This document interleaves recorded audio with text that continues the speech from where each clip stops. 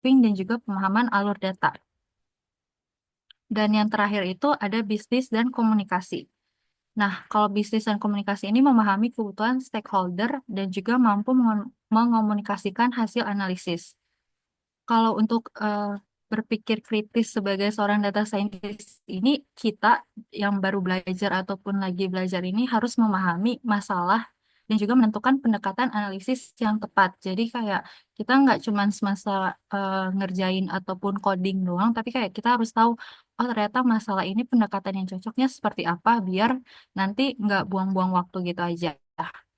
Terus juga untuk problem solving ini, bagaimana cara menemukan pola dalam data yang bisa digunakan untuk misalnya dalam masalah bisnis. Misalnya kalau di Shopee itu ada tingkat belanja seorang user. Misalnya aku sering buka platform Shopee. Nah, kira-kira bisa dilihat tuh, oh dalam sebulan itu aku misalnya belanja di Shopee itu berapa banyak. Nah, itu tuh data yang dari Shopee yang biasa aku buka sebagai platform belanja itu bisa aku kumpulkan biar aku kira-kira menganalisis juga diri aku sendiri. Oh, ini orangnya boros apa cenderung lebih hemat gitu-gitu. Dan juga masih ada banyak contoh lainnya juga sih. Dan juga kalau untuk pemahaman alur data. Nah, pemahaman alur data ini berasal dari berbagai sumber data. Dan juga kita harus memahami bagaimana data tersebut bisa diproses sebelum dianalisis. Untuk yang bisnis dan komunikasi yang bagian memahami kebutuhan stakeholder ini, kita juga harus bisa menerjemahkan pertanyaan bisnis menjadi pertanyaan analisis data. Misalnya yang kayak tadi untuk contoh Shopee itu, misalnya aku sering belanja di Shopee. Nah, itu kira-kira hal apa yang bisa aku dapatkan biar dari data hasil belanja aku di Shopee itu bisa membantu, misalnya bisa membantu platform Shopee untuk mendapatkan kayak biar Shopee tuh bisa tetap terus bertahan gitu loh. Walaupun kayak aku yakin pasti Shopee bakal bertahan untuk beberapa tahun ke depan, cuman kayak kita nggak ada salahnya untuk menganalisa dan juga memprediksi hal tersebut. Dan juga mampu mengomunikasikan hasil analisis ini, data scientist harus bisa menyampaikan insight dalam bentuk yang mudah dipahami. Seperti tadi yang aku bilang misalnya grafik atau plot, ataupun juga bisa dalam bentuk laporan. Next. Nah, jadi eh, kenapa Python digunakan dalam data science? Yang pertama, sintaks Python itu sederhana dan juga mudah dipelajari buat teman-teman yang lagi belajar. Jadi kayak nggak terlalu pusing atau nggak bikin sakit kepala. Terus yang berikutnya ada ekosistem library. Jadi library Python itu beragam-ragam, mulai dari NumPy, ada Pandas, ada Matplotlib, ada Scikit-learn. Dan juga ada berbagai library lainnya, misalnya Seaborn dan juga eh, teman-temannya. Dan yang terakhir itu Python ini tuh ternyata fleksibel dan populer. Jadi didukung oleh banyak perusahaan dan komunitas open source. Nah, untuk penggunaan Python sendiri itu ada macam-macam, mulai dari data wrangling, yaitu membuat grafik dan plot. Kemudian ada machine learning. Jadi machine learning ini implementasi dari model untuk memprediksi model.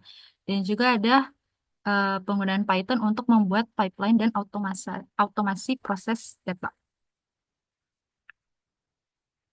Next. Nah, biasanya kalau untuk Python sendiri kayak kita bisa menggunakan platform Google Colab. Jadi Google Colab itu layanan berbasis cloud dari Google untuk menjalankan Jupyter Notebook. Nah, Google Colab ini tuh kita nggak perlu install, jadi cukup ada akun Google atau akun Gmail kalian. Dan juga di Google Colab ini tersedia GPU atau TPU untuk kebutuhan machine learning. Jadi biasanya kalau misalnya kita lagi belajar bahas pemrograman lain, misalnya kalau pakai C kan harus download dev C++. Nah, kalau Google Colab ini kita nggak perlu install, jadi cukup searching aja di Google, klik colab.google, nanti kayak pasti bakal muncul. Dan juga ini ada cara menggunakan Google Colab. Nah, yang kayak aku bilang tadi, kita masuk ke websitenya dulu, colab.research.google.com. Nanti ada opsi untuk buat notebook baru. Dan juga nanti bisa langsung memulai untuk codingannya pakai Python di Jupyter Notebook dan hasilnya itu, hasil codingannya itu bisa simpan di Google Drive ataupun di download. Nah, kalau di download itu bisa ada dua option, jadi di save as file IPNB atau di save as file.py. Next. Oke, jadi kenapa sih kita pakainya Google Colab? Nah, Google Colab ini yang pertama bisa digunakan di mana saja dengan koneksi internet. Jadi kayak kita nggak perlu harus ribet-ribet download terus install. Itu kan biasa butuh waktu dan proses yang lama. Apalagi kalau kita lagi di luar terus kepepet dan jaringannya lagi nggak stabil kan agak repot ya. Jadi kalau Google Colab ini ya yang kayak tadi aja cukup ada akun Google terus pakai Google Colab-nya. Kemudian Google Colab ini bisa berbagi notebook dengan tim dan mendapatkan feedback. Jadi misalnya kayak aku lagi pengen share notebook aku.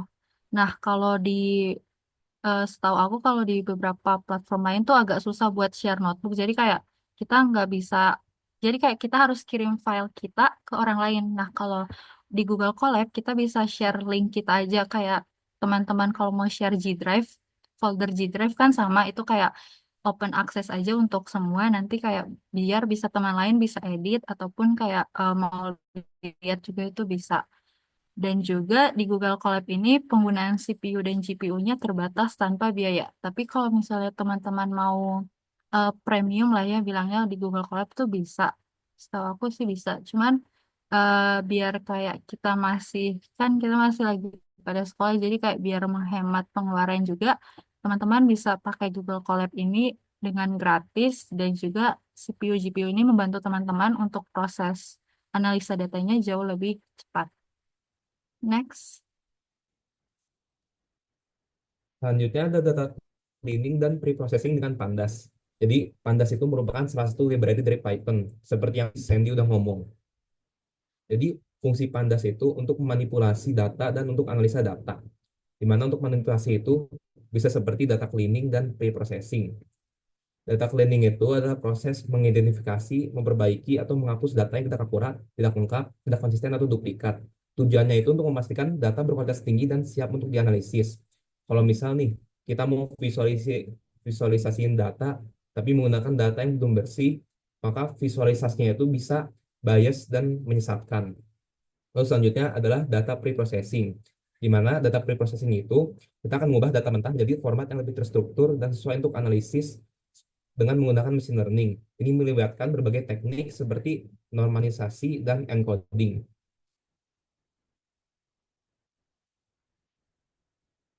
Dengan Pandas, kita diberikan fungsi untuk data cleaning, seperti menangani nilai yang hilang, menghapus data duplikat, mengoreksi kesalahan data, menangani outlier, dan menghapus atau mentransformasi outlier sesuai dengan kebutuhan kita.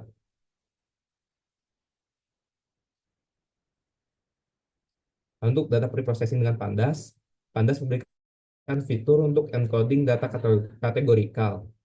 Biasa data kategorikal itu nggak bisa masuk ke model-model machine learning untuk diproses. Jadi kita harus ubah dulu ke numerik dengan encoding.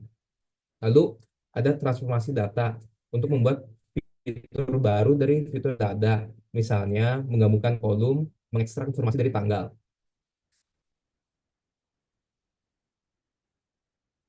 Pentingnya apa sih data cleaning itu? Yang pertama itu buat mengurangi noise dan outliers. Noise itu adalah data yang tidak relevan, dan outliers adalah data yang jauh berbeda dari data lainnya.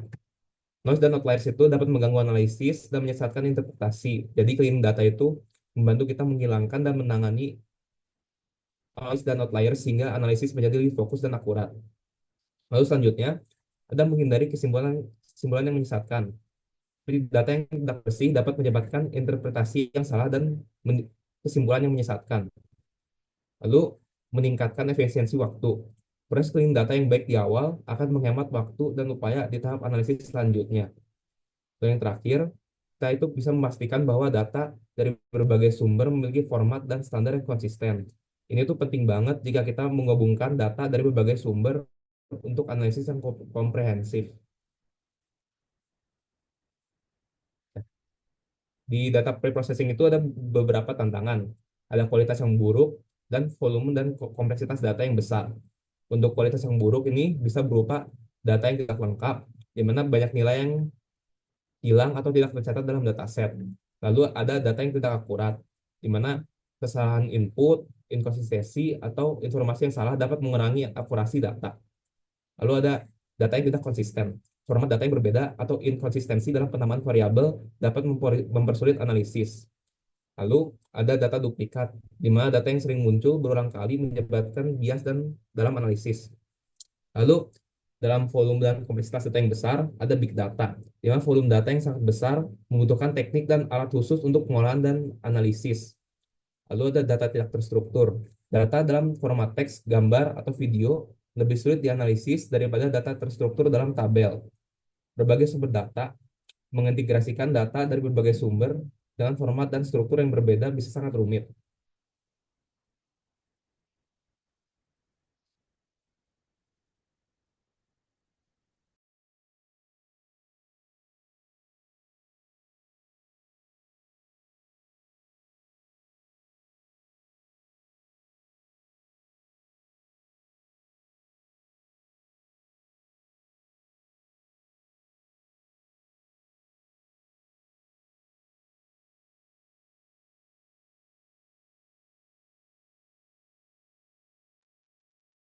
Oke, untuk penjelasannya gimana teman-teman dari William Joy sama Asidia sudah cukup?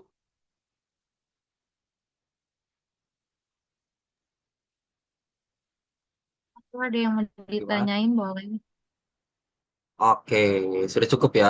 Boleh kalau ada yang mau tanya-tanya, tapi sebelumnya aku mau ngasih tahu kalau aku makasih sih buat kalian udah menyempatkan waktu untuk belajar, apalagi kita belajar tentang data science ya.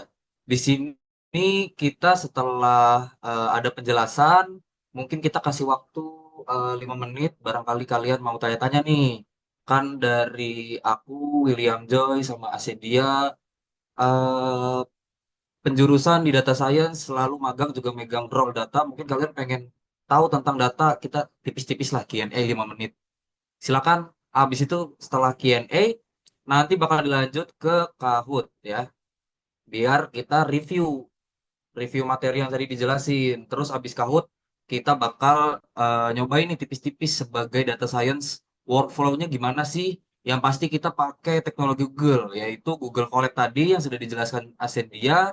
Lalu kita bakal ada test case-nya lah gitu. Pakai sebuah dataset. Oke semuanya, silakan keluarkan pertanyaan kalian.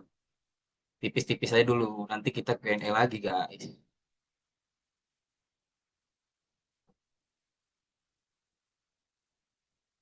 Oke, dari Arya Maulana, aku bacain ya. Kan data tuh ada banyak tipe, ada jenis data yang nggak boleh dianalisa nggak, Kak? Hmm, menarik nih. Dari Asendia sama William Joy, ada pengalaman ketemu data yang nggak boleh dianalisa nggak?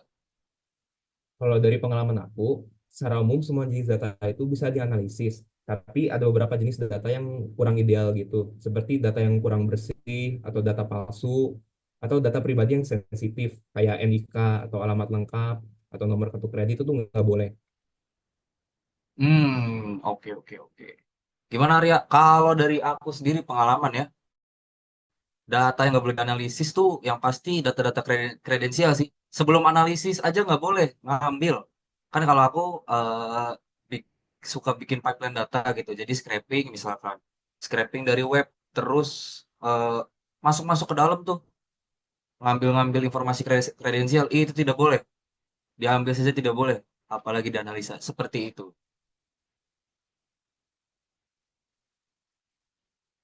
Gimana? Oke, sama-sama Arya. Thank you sudah bertanya. Barangkali teman-teman yang lain, kok data science sama data scientist itu ada bedanya atau sama aja? Kayaknya itu di bahasa Inggrisnya aja ini yang beda.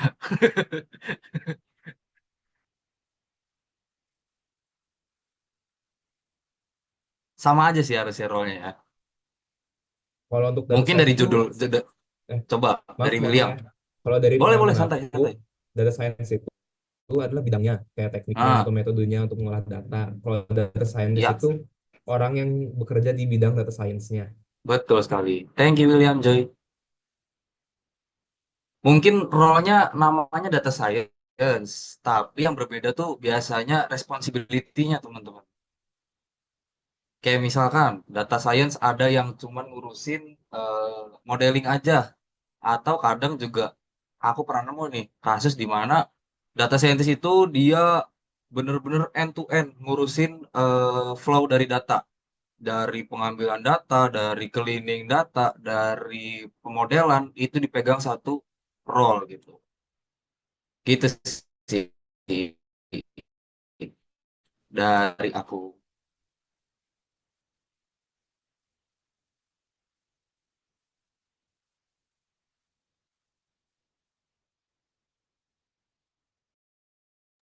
Ada yang mau ditanyain lagi nggak?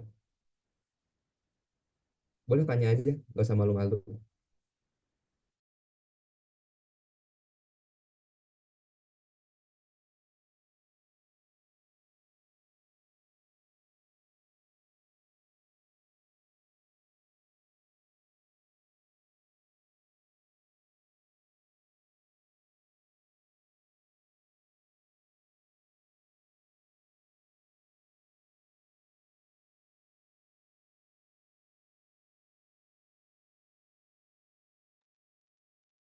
Ada pertanyaan tuh dari Tristan Navi Agung.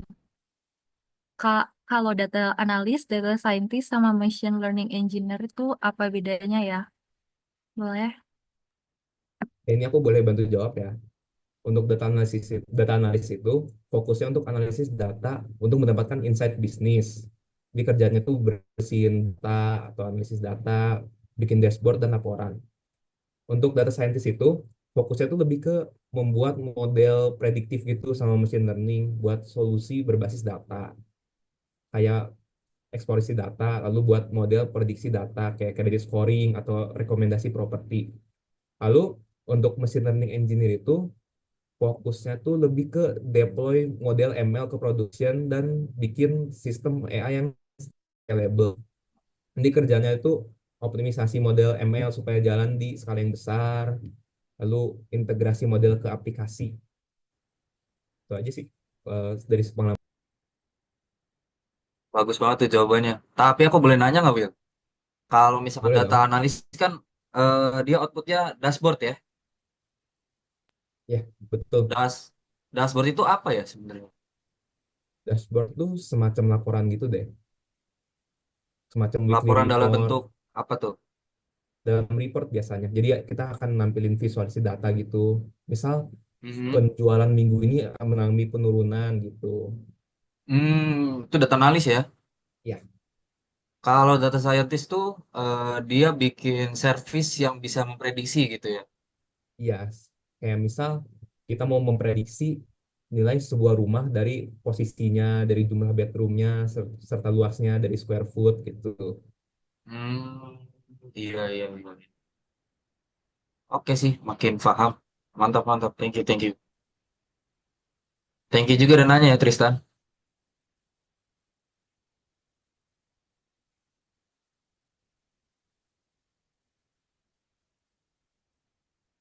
Kita bakal main Kahoot di jam 8.05 ya teman-teman. Oke, itu ada pertanyaan tuh. Aku bacain ya. Kak, saya ingin bertanya, menjadi data science dalam salah satu poinnya itu pemahaman bisnis. Untuk pemahaman bisnis yang dimaksud seperti apa dan contohkan studi kasus. Terima kasih, Kak. Gimana teman-teman? Ada yang mau jawab nggak? Dari William Joy ataupun Asidia?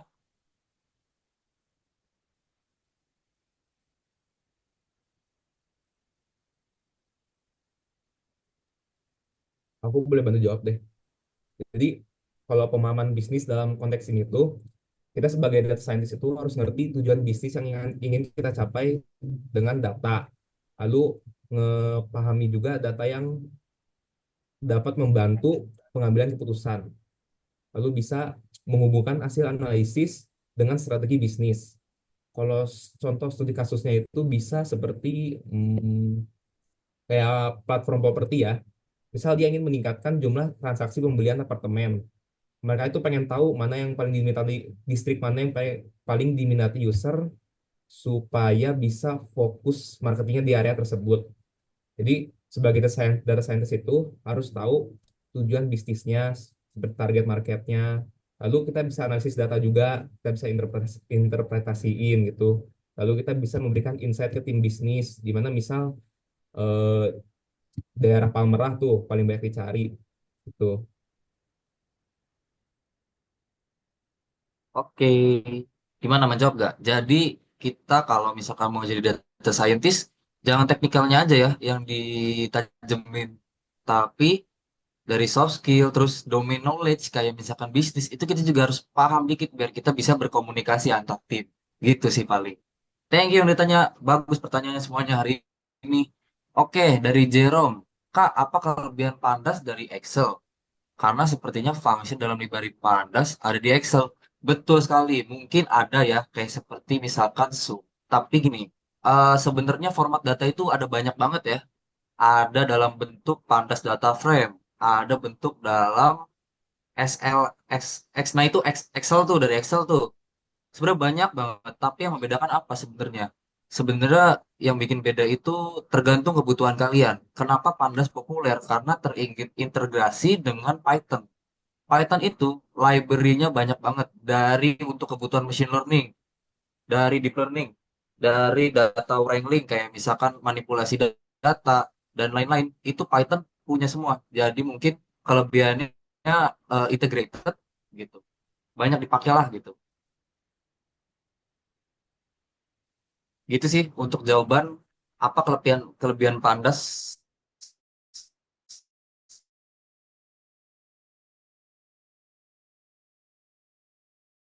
Frame yang tadi Rizky udah mention. Jadi data data frame ini tuh kayak spreadsheet. Kalau di Pandas ini strukturnya itu struktur datanya tuh jauh lebih fleksibel. Terus kalau di Excel kan misalnya data itu kan terdiri dari banyak baris dan kolom. Nah kalau di Excel tuh kayak mungkin ada keterbatasannya itu kalau buat apa ya skalabilitas datanya. Tapi kalau misalnya kita udah pakai Pandas itu ya lebih jauh lebih santai lah dan juga kayak semua datanya tuh bakal bisa dipakai untuk analisa berikutnya gitu. Betul betul. Gimana nih jawabannya menjawab gak gitu? Tapi bagus nih Jerome, udah tahu Pandas, berarti minat banget nih sama raw data ya mungkin ya. Bagus bagus bagus bagus. Gimana? Ada yang mau tanya lagi nggak nih?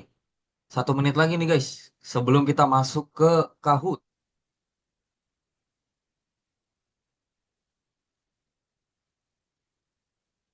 Kak, top 5 model ML. Waduh, kayak YouTuber top 5. Top 5 ya?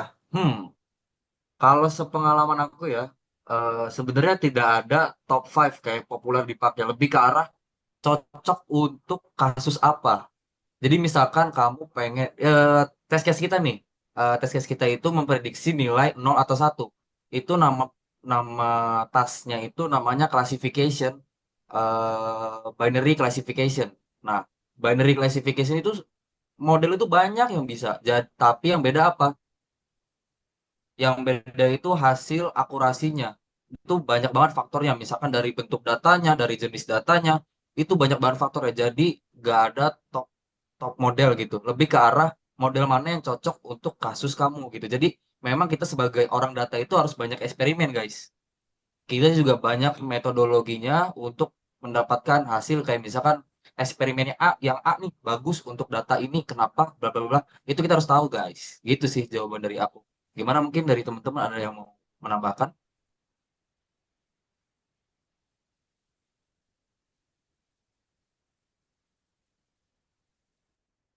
Iya sih, sama kayak yang tadi Rizky bilang, harus banyak explore aja karena kalau untuk model machine learning itu paling yang bedanya itu nanti di output prediction-nya aja. Misalnya kayak hasil linear regression-nya berapa persen, terus SVM-nya berapa persen, terus random forest ternyata hasil akurasinya yang paling tinggi.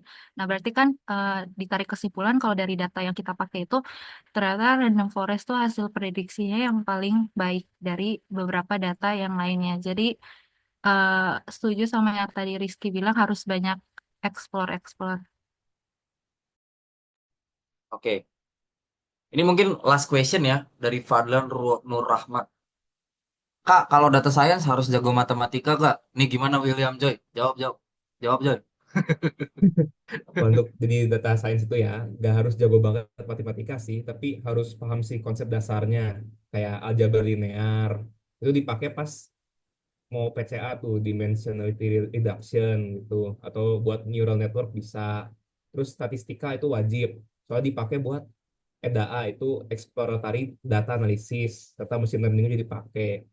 Lalu kalkulus dasar juga kayaknya dipakai deh kalau seingat aku. Itu aja sih. Hmm, oke, oke. Tapi Kak, aku mau nanya, lebih baik lebih baik tahu hafal library atau lebih baik tahu teori dari library-nya, misalkan library linear regression dari Scalar nih, tapi cuma tahu sintaksnya, tapi nggak tahu teorinya. Bagusan mana, Kak? Kalau menurut aku sih nggak ada bagus dua-duanya sih. Kita harus Kamu hafal yang dan juga bagus dulu-duanya. iya harus tahu juga teorinya gimana, makanya gimana. Oh, tapi bener nggak? Kita tuh harus tahu teori di belakangnya. Ya Kayak betul. misalkan kita pengen pakai sekarang, aku bocorin dikit-dikit ya, hands on nanti kita pakai logistic regression nih. Itu tuh kita harus tahu dia itu apa gitu. Itu penting nggak? Kalau menurut aku penting sih. Oke, oke, oke. Sip, sip, thank you, thank you. Udah ya, aku close ya. Sesi Q&A-nya nanti ada lagi kok guys. Siapin aja pertanyaannya. Kita masuk ke sesi Kahu. Silakan Asendia, the stage is yours. Oke, em, untuk sesi Q&A-nya kita stop di sini dulu, nanti baru bisa lanjut lagi. Terus aku mau share screen Kahoot. Jadi Kahoot ini mini mini question aja, ada 5 pertanyaan. Nanti aku share ininya, nomor quiznya ya.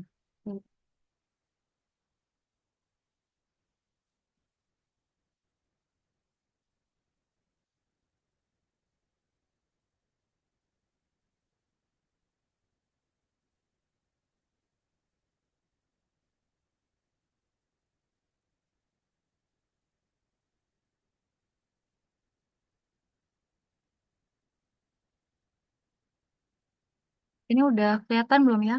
Eh, eh, pin number Kahoot-nya. Bentar aku Jelas, kirim jelas, juga. jelas. Oke.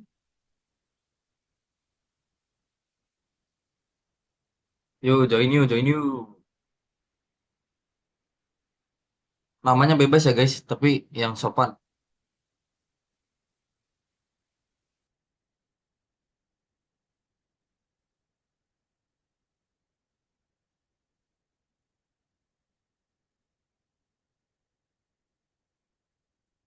Kayak udah 1 orang yang join.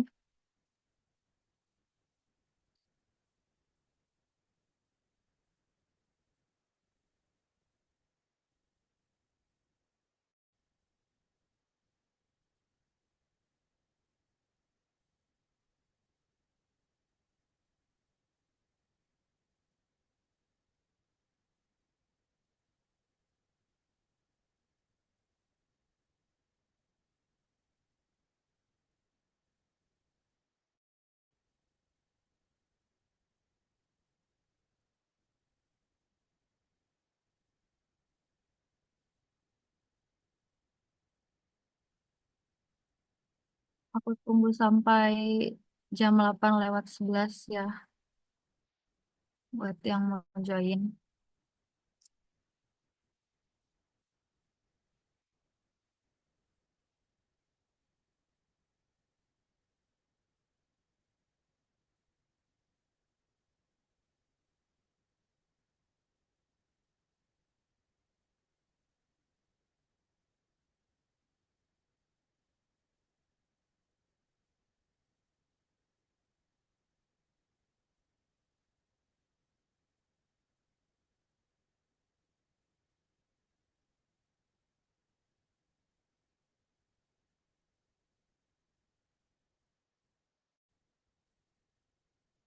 Oke, karena udah 8:11, ini semuanya udah pada join kan ya? Mau kita mulai aja. Hmm,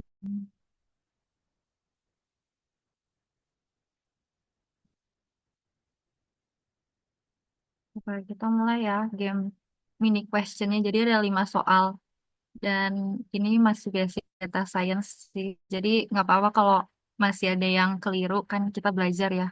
Belajar dari kesalahan juga. Asik, malah kata-kata. Oke, let's go, let's go.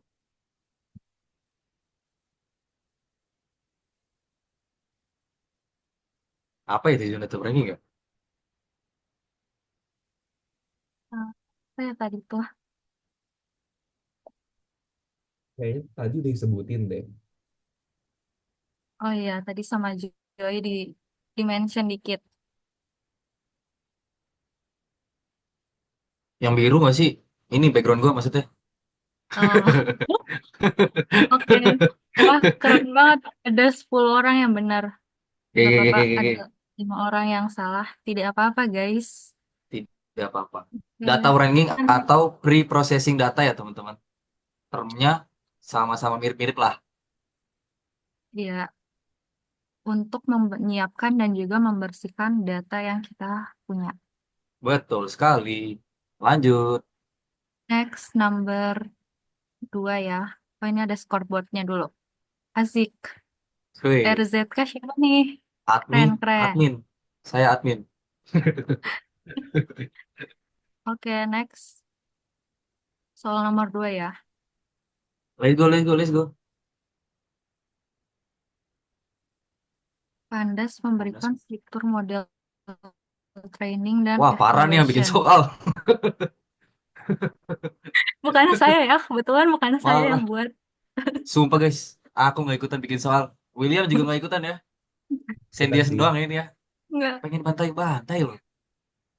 false. Wah, ini kayaknya udah pada False, ngerti false. semua deh data science. Iya nih. Kalian aja yang ngajar lah. Kita gantian. Oh, bener, Kak. Oke, Iya. Bagus, Pandas bagus. memberikan fitur Next, next. false Belum, ya. belum. Jangan next dulu. Ya, Eh, nggak udah apa-apa. Sampai. pencet. Kita Sorry. jelasin dulu. Pandas itu apa? Pandas itu modeling sampai evaluation. Aku belum pernah sih pakai Pandas. Lebih ke arah pemrosesan data. Kebanyakan yang itu sih functionality-nya. William atau Asindia pernah modeling pakai Pandas? Gak pernah sih. Gak Nggak pernah pernah. ya? Ya udah. Oke, gitu aja penjelasannya. Oke, Oke, podium sekarang ke berapa? data science go nomor 1. Terus ada RZK, Iya, nih. ada Michael, Elon Musk, dan juga Pasha. Oke. Hahaha. Tawanya kurang. Oke, next kita ke nomor Next, 3, next. Gas, gas, gas. transformasi data untuk apa sih? Sih, Nah, untuk apa ini sih? kok agak susah ya kebetulan soalnya. Buat ini jujur gue bingung ya.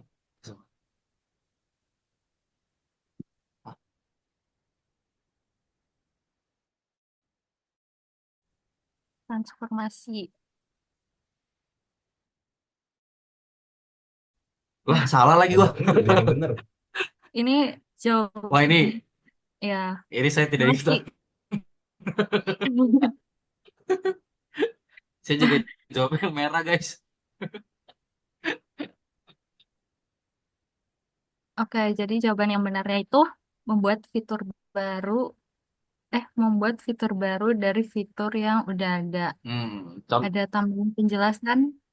Hmm. Oh, maksudnya transformasi data kayak misalkan, apa ya? Bentar, pikir dulu. Kamu punya data, misalkan data data keluarga nih, keluarga di Jakarta. Misalkan data tuh dia punya kolomnya yang ini ya, kolom jumlah anak, jumlah jumlah anak, jumlah ibu, masih ibunya lebih dari satu. Jumlah anak deh, jumlah anak. Nah, itu bisa ditambahin misalkan sama jumlah Ya jumlah bapak sama ibu di satu keluarga itu dijadiin data baru tuh. Jadi kolom baru, misalkan total jumlah keluarga. Nah, itu contoh transformasi data, guys. Banyak sesuai requirement kalian aja. Gitu. Oke, boleh Betul di banget ya. next. Oke, next question. Oh ya, ini untuk scoreboard Siapa? Data Science Go ya. Skornya keren juga, 1760. For real. Oke, soal nomor 4, guys. Apakah identifikasi masalah bisnis merupakan satu peran seseorang? Hmm. Hmm, hmm, Ini mah kayaknya harusnya hmm. semuanya benar sih jawabannya. Gini kayak soal tuh kayak gini, Sen. Bukan saya yang bikin ya. Lah, siapa ini yang bikin? Siapa ini yang bikin? Ah, bener kan? Nice banget. Nah, Saya udah. benar Thank semua. you semuanya sudah memperhatikan materi ini. Saya sangat senang. Nice, nice. Kayak yang tadi Thank you. Rizky bilang juga, kita nggak perlu, apa ya, maksudnya kayak nggak terlalu patokan teknikal banget, tapi kayak harus ada belajar sisi bisnisnya juga, jadi biar nggak, apa ya, nggak mumet sama angka-angka sama codingan, tapi belajar bisnis juga, jadi biar bisa jelasin hasil insight yang kita dapetin gitu. Betul, betul. Sebenarnya lebih ke arah kebutuhan komunikasi aja sih antara tim. Tergantung role kalian lah, tergantung tanggung jawab kalian. Nanti kalau misalkan memang mendapatkan role data scientist ya, gitu. Oke, boleh di next. Next. Wah, tetap data science ku nomor satu. Oke. Ini soal nomor terakhir. Waduh, manakah dari pilihan di bawah ini? Materi data cleaning. Oke. Hmm.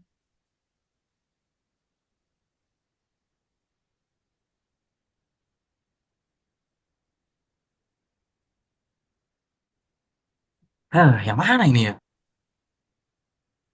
Yang mana ini? Hah.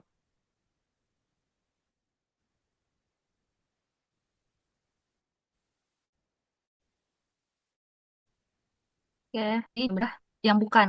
Jadi ini yang bukan. Jadi kan data cleaning ada banyak kan manfaat dan tujuannya itu. Pokoknya simpelnya Yes, yes, yes. untuk membersihkan data yang kita punya. Tapi karena di sini pertanyaan yang bukan, otomatis yang bukan itu menambah jumlah data dalam dataset. Karena itu bukan tugasnya si data cleaning, dari namanya aja kan membersihkan ya. Berarti kayak yang tadi William Joy udah bilang, kayak menghapus missing value. Jadi kalau di kolom data terus ada NA, N atau 00, nah itu kayak kita bisa, antara kita bisa drop ataupun kita bisa isi dengan min.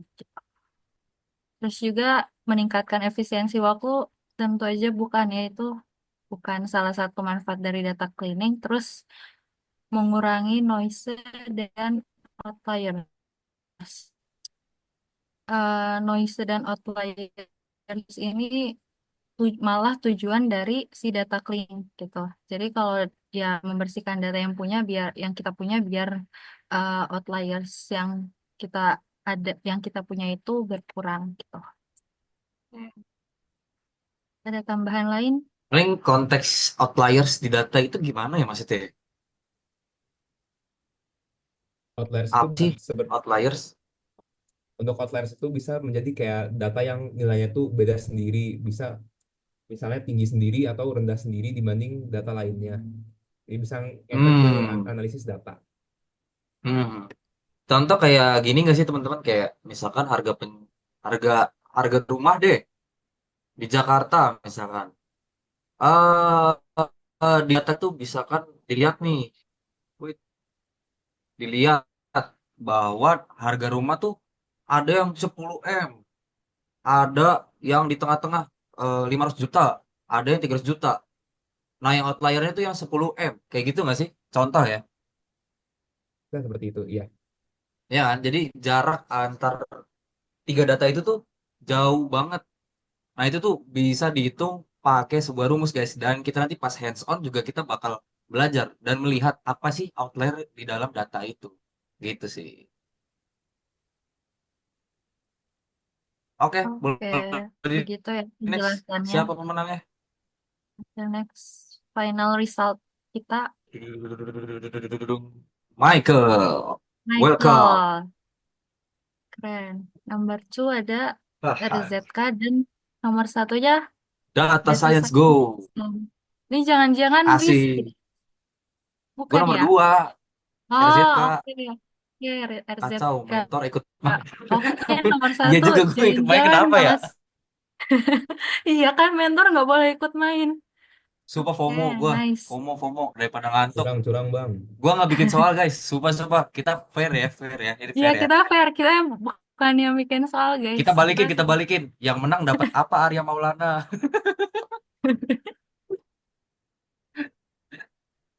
Oke, nice try, teman-teman. Ya, nice Eh, try. Yang menang dapat nomor WA admin. Wih, dapat nomor WA admin boleh sama dapat tiket selanjutnya ya guys ke next session, sesi 2 sampai sesi 3. asik. Oke. Boleh. Oke. Kahoot sudah Untuk selesai? tim code udah ya. Berikutnya kita akan hands on dan dipersilakan kepada Rizky. Oke, sebelumnya kita bakal hand ya teman-teman ya. Aku mau ngejelasin kita ngapain aja sih gitu, gambaran besarnya di sesi hands-on ini. Kalian boleh buka Chrome kalian, pakai internet guys, nggak gede-gede. Ini aman ya, share screen aku ya. Aman kak? Kita baca dulu ini ada namanya deliverables atau apa aja hal-hal yang pengen kita capai di sesi kali ini ya untuk hands-on-nya. Gimana sih?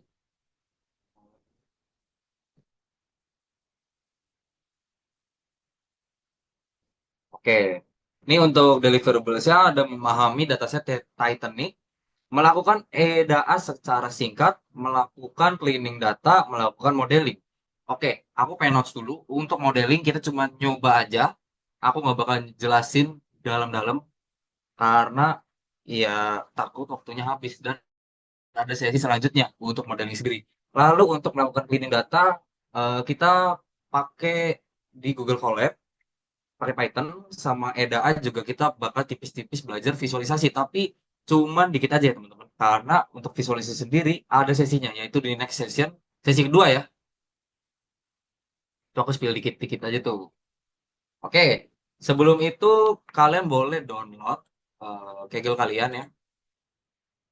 Boleh download dataset di Kaggle. Linknya udah aku bagiin di chat ya.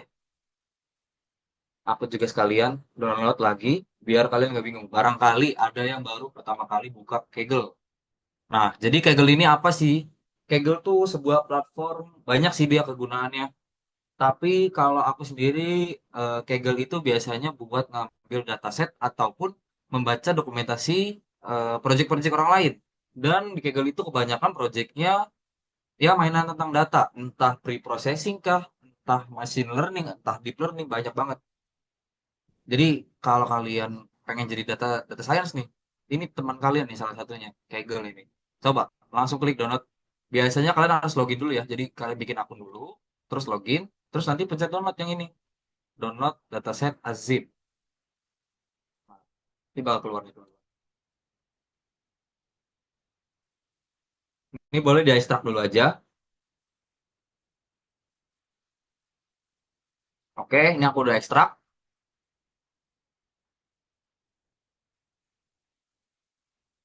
Setelah download dataset ini aku tunggu dulu ya sampai 8.30 kali. Kalian boleh kasih konfirmasi ke aku kalau kalian misalkan udah download ya, biar kita bisa cepet langsung move ke bagian selanjutnya. Coba aku sampai 2.30 aman ya.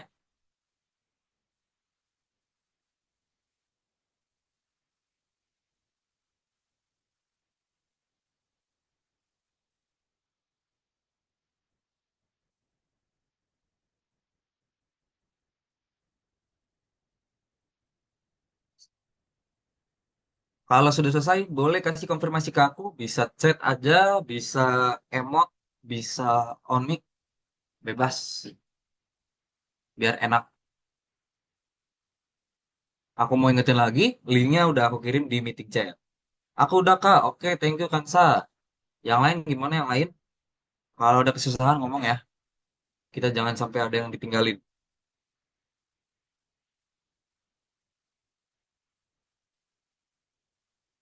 Aku udah Kak, oke Naura.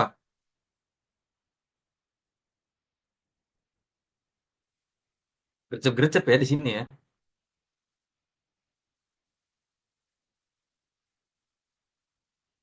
Nah kalau misalkan kalian lihat di Kaggle-nya itu, ini sih ada penjelasannya teman-teman ya. Datanya itu apa? Jadi kalau di Kaggle itu ada nih UI buat ngelihat datanya sekilas aja gitu. Di sini kita bisa lihat kita tuh ada passenger ID, survive, dan ini biasanya ada deskripsinya nih, kayak misalkan passenger ID, passenger number, identifier passengernya lah gitu. Terus survive. Survive itu nilai jatuhnya kategorikal ya. Ada dua, nol atau ataupun satu, dead or alive. PC class. Kalau nggak salah itu tiket kelas, kayak misalkan di tiket pesawat ya, first class, second class, third class, ekonomi gitu deh. Terus ada name of the passenger ya udah nama gitu. Sex itu yaitu gender dari datanya. Terus age ada SIP SP. SIP SP itu misalkan gini, di si Mr. James Kelly sama Mr. James ini dia seksnya male, age-nya 34,5. Nah ini nggak boleh nih kayak gini nih sebenarnya. Nggak boleh ini. Masa umur setengah? Tapi bisa aja sih. Tergantung requirement kalian. Tapi di sini di case aku sih boleh atau nggak boleh ya? Dibolehin aja deh, nggak apa-apa. Biar nggak ribet ya. Terus tadi sampai sini ya. Nah, SIP SP, misalkan tadi Mr. James itu dia nggak punya saudara lain gitu. P Arch. P Arch itu apa ya? Di sini nggak ada ya. Wait.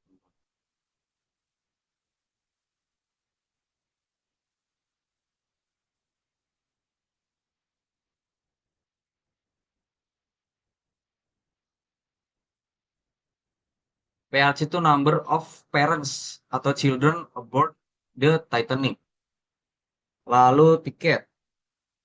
Tiket itu dia itu tiket-tiket-tiket itu apa ya? Di sini nggak ada lagi penjelasannya. Kayaknya identifier tiketnya deh teman-teman. Oke, gimana dari yang lain? Ada nih persis rules-nya kayak normalisasi database ya kayaknya tuh. Rules apa nih?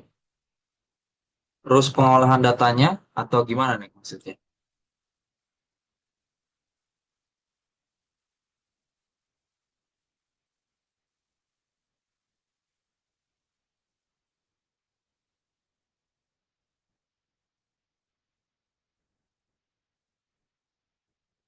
Tapi emang bisa dipakai sih untuk konsep normalisasi database pun bisa dipakai di ranking data gitu.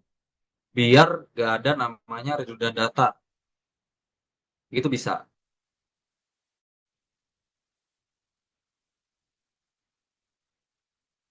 Oke, mungkin dari datanya sendiri itu, yaps, mulai dari tipe datanya, umurnya nggak boleh float, paling simpel. Misal, iya, itu sebenarnya harusnya dipakai sih. Tapi karena di sini aku pengen kasih tahu aja gitu, workflow-nya, aku nggak bakal tunjukin. Tapi itu bener banget. Integrity data itu memang harus dijaga ya. Best practice seperti itu. Oke, mungkin aku anggap kalian udah download ya. Kita langsung buka Google Colab-nya. Boleh dibuka langsung. Kita buka Google Colab. Login dulu, yang belum login, yang belum punya akun Google, maybe login. Kalau misalkan sudah login, pasti tampilannya seperti ini.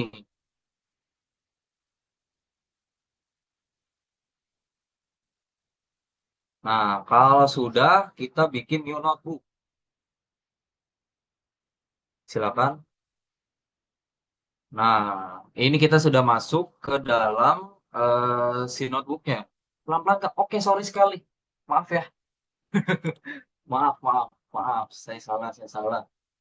Kita masuk ke sini dulu. collab.research.google.com. Nah, UI-nya seperti ini, teman-teman. Kita bisa bikin sebuah, sorry, ganti akun dulu. Kita bisa bikin notebook. Caranya gimana? Pencet yang ini. New notebook. Oke. Setelah membuat memencet new notebook, kita bakal dialihkan ke halaman Jupyter Jupyter notebook kita nih. Nah, jadi di shell ini kita sebut per shell ya, atau ya kalau nggak salah per shell namanya ya. Per shell ini kita bisa nulis code ataupun teks. Teksnya apa? Teksnya itu formatnya markdown. Jadi misalkan gini. Ini aku nulis teks ya, bukan code. Teks. Introduction into data science. Nah, ini namanya markdown, teman-teman. Ini bisa di drag. Wih, kok nggak bisa? Sini. Itu cara ngedrag itu, teman.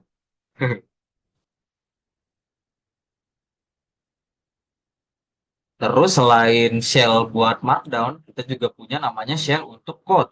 Nah, cara bikinnya gini, teman-teman. Nah, atau kontrol kontrol M plus B. Atau ini aja pencet ini deh, biar nggak ribet. Nah, ini semua code Python kita bakal bisa jalanin di sini per shell. Yes. Nah, ini kita pencet dulu connect nih, teman-teman. Biar bisa nyambung sama eh, biar bisa nyambung sama mesin Google lah gitu. Kalian jadi nggak usah ribet-ribet. Ini resource-nya cuma butuh internet. Kalian running program di sini nggak butuh kayak misalkan nggak makan memori lah gitu. Nah, kita tadi sudah download ya, teman-teman. Tapi sebelum itu aku pengen import Pandas dulu. Kita ketik aja ya. Import Pandas SPD. Enter. Aman ya, aman ya, aman ya. Lalu untuk masukin file ke Google Colab itu sebenarnya ada banyak caranya, teman. Tapi aku bakal cara yang paling simpel aja ya. Ini itu mau ngupload upload lewat sini nih, lewat tombol ini. Pencet ensure your flash. Nah, kurangnya metode yang ini itu tuh kalau misalkan kita refresh, filenya harus di upload ulang, teman-teman, karena nggak disimpan lagi gitu sama sama kitanya. Jadi cuman cuman berlaku di sesi yang sekarang aja gitu. Ini nggak best practice ya, tapi ini biar gampang aja. Sebenarnya ada cara lain.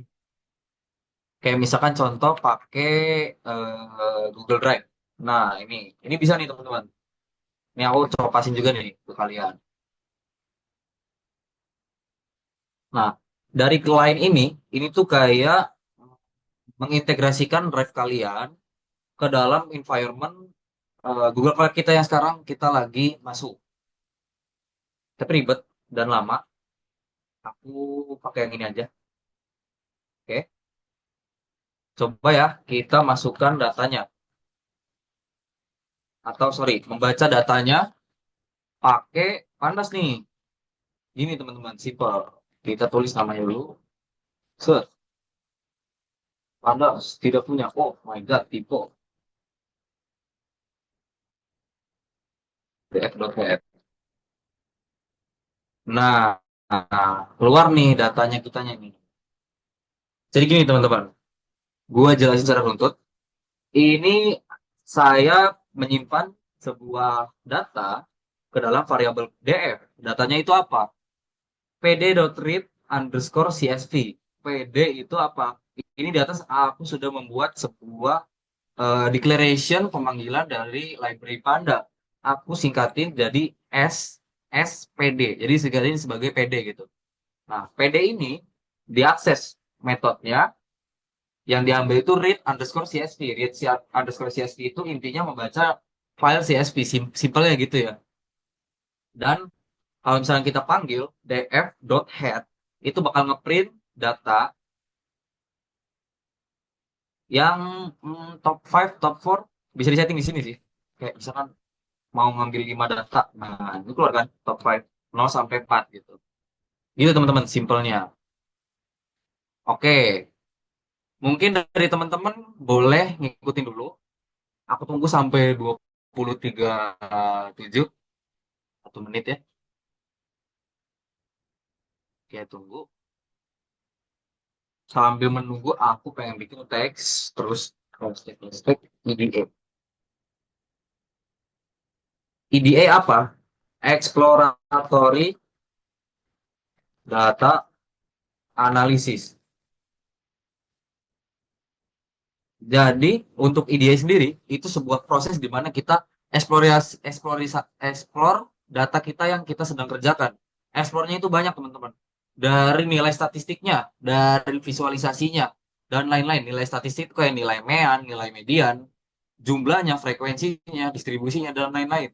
Gitu.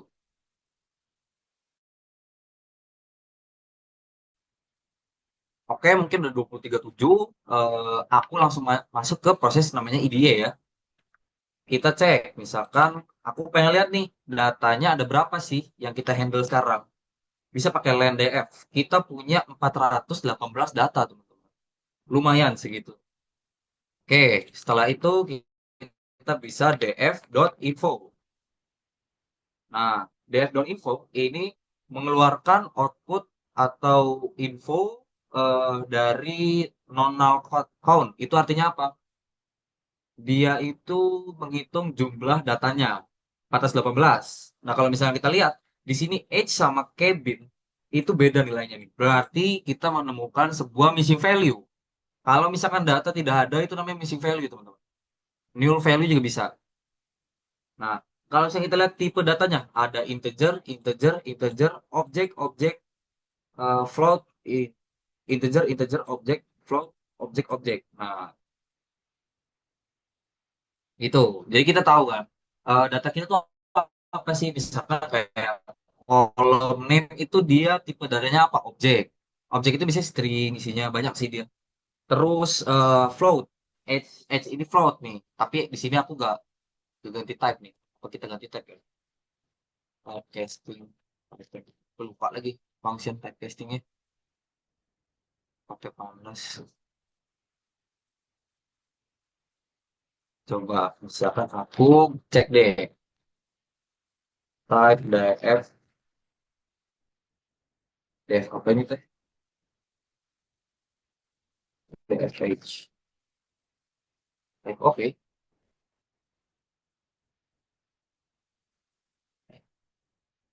Cek type di data frame itu apa sih? Type of df.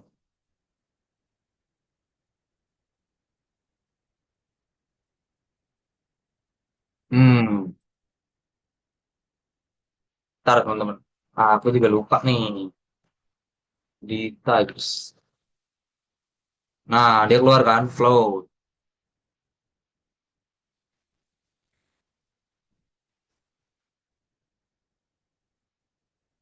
Kalau misalkan mau ganti itu kita pakai namanya as type int. Nah, kita nggak bisa convert. Kenapa? Karena kita punya missing value. Kalau kita ketemu case kayak gini, kita harus beresin dulu missing value-nya, teman-teman. Nah, kita bisa is null dot sum. Nah, kita lihat bahwa di sini kita punya nilai-nilai apa nih? Nilai-nilai penjumlahan data-data yang hilang gitu. Kayak misalkan Edge, dia tidak punya 86 data dari jumlah total 418. Terus di Kbin ada 327 missing value. Nah, ini kita harus beresin, teman-teman. Sebelum kita lanjut ke next selanjutnya gitu. Step selanjutnya. Nah, sebelum kita lihat lagi, sebelum kita lakukan apapun, kita pengen punya informasi sebanyak apapun untuk datanya gitu. Jadi aku bakal nyobain df.describe dalam kurung include all, ini titik T boleh sih tapi. Nah, ini intinya cuma ngeprint dari banyak nih, ada count, ada unique, Ini pakai T biar rapi ya, biar kebalik. T itu transpose aja, simple. Terus kita tuh punya informasi nih, ada count, ada unique, ada top, ada frekuensi, ada mean, ada STD, ada min, ada nilai-nilai kuartil, 25, 50, 75, dan max value-nya. Kita bisa lihat di sini. Passenger ID, bla bla bla. Passenger ID ini kita cuekin. Kenapa? Karena dia itu cuman ID. Kita nggak butuh ID ya teman-teman di kasus sekarang. Jadi ini kita bakal drop. Terus untuk name pun kita nggak pakai karena kita nggak punya kebutuhan untuk mengolah data name ya. Lalu sex di sini kita punya uniknya ada dua, yaitu male dan female harusnya.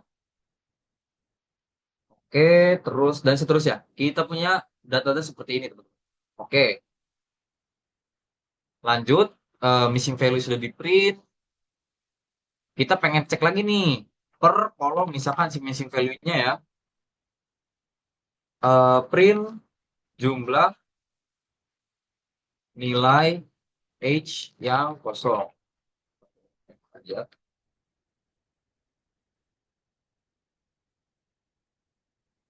adalah dx H which is null dot sum. Nah, kita tadi udah tahu kayaknya di sini 86, tapi aku pengen ngecek aja lagi gitu. Terus kita ngelakuin imputing. Imputing apa? Melakukan operasi terhadap missing value ini. Aku pengen ngapain sih untuk HS ini kalau kita lihat dia itu data integer. Bener tidak? Oh, sorry, float. Float. Oke, float, gak apa-apa. Nah, aku pengen misalkan median ini aku isi dengan nilai sorry, mengisi nilai yang hilang atau missing value itu dengan median dari H, nilai tengah-tengahnya gitu. Caranya gimana? Caranya gini teman-teman. Kita divide dulu median H, perhitungannya gimana? Kita pakai pandas. Dot median. Nah, kalau misalkan di print, kita dapat nih nilai si median H-nya.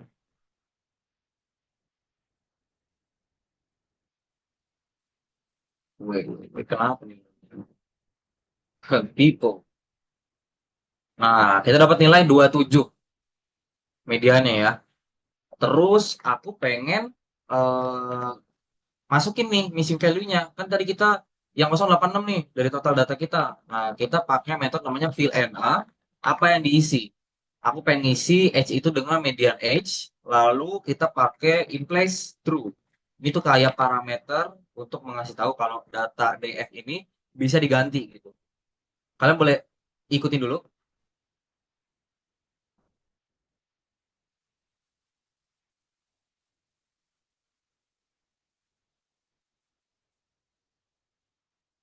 Oke, ini aku bakal lebih cepat, sorry ya teman-teman ya. Tapi kalau kalian ngerasa makin cepat dan gak bisa diikutin, kalian boleh konfirmasi ke aku ya. Karena waktunya sendiri itu sangat singkat ya teman-teman. Oke, next ya.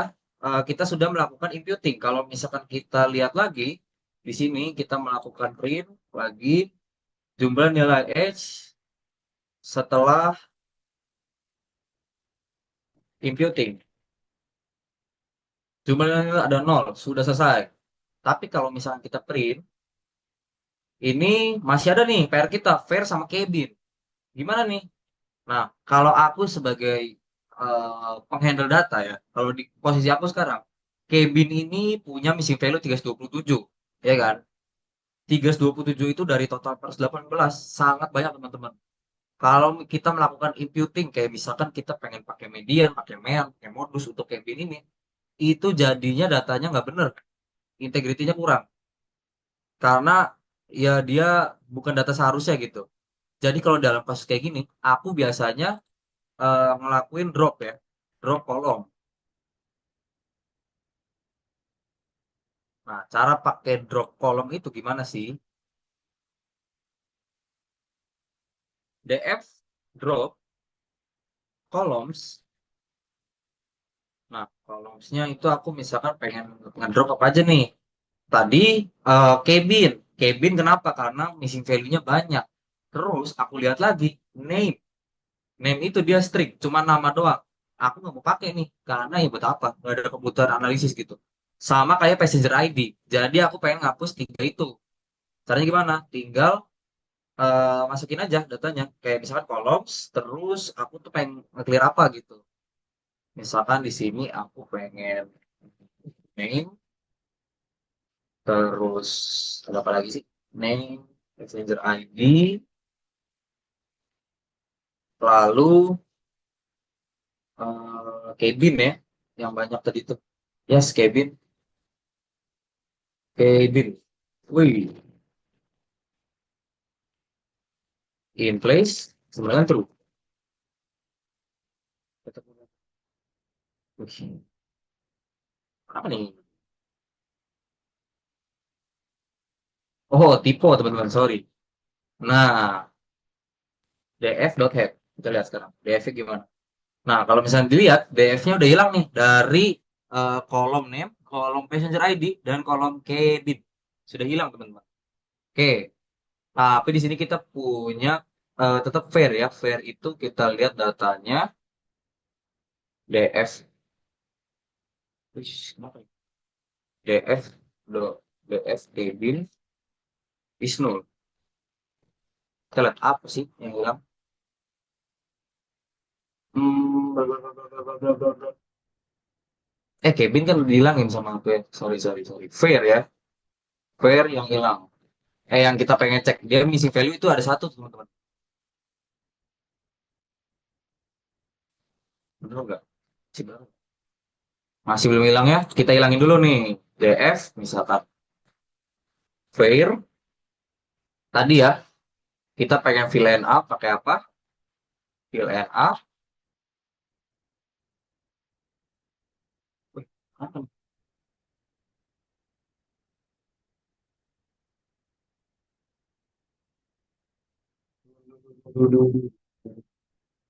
Mean, fair, df, fair.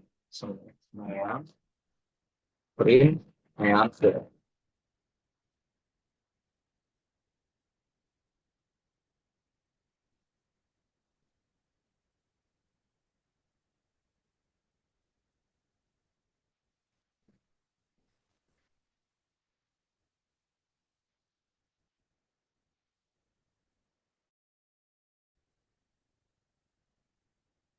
Hmm.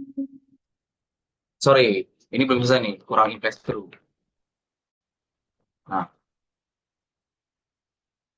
oke, kita lihat lagi deh. Dot data kita gimana sekarang? Fair, sudah aman.